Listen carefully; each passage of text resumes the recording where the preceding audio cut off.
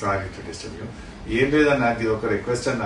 Journalist అని మరీ అర్ధరాత్రి పూట ఈ పండుగ పూట ఇళ్లలో పోయి అరెస్ట్ చేయడం అవసరమా శ్రీధర్ అన్న? మా రిక్వెస్ట్ ఏంటంటే you follow the due procedure. వాళ్ళేం క్రిమినల్స్ కాదు, టెర్రరిస్టులు కాదు కదని రేపు అదే పండుగ తెల్లారి అరెస్ట్ చేయండి. అంత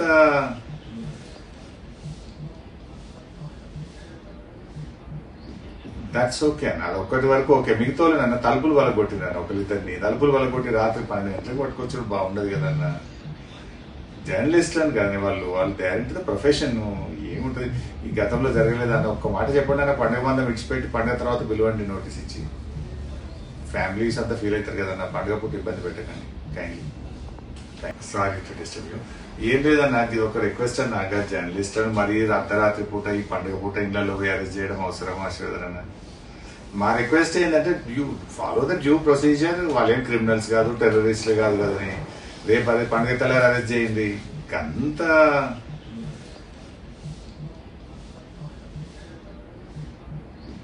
దట్స్ ఓకే అన్న. అది ఒక్కటి వరకు ఓకే. మిగతా నన్ను తలుపులు వల్ల కొట్టినాను, ఒకరిద్దరిని తలుపులు వల్ల కొట్టి రాత్రి 12 గంటలకు పట్టుకొచ్చారు. బాగుండదు కదన్న.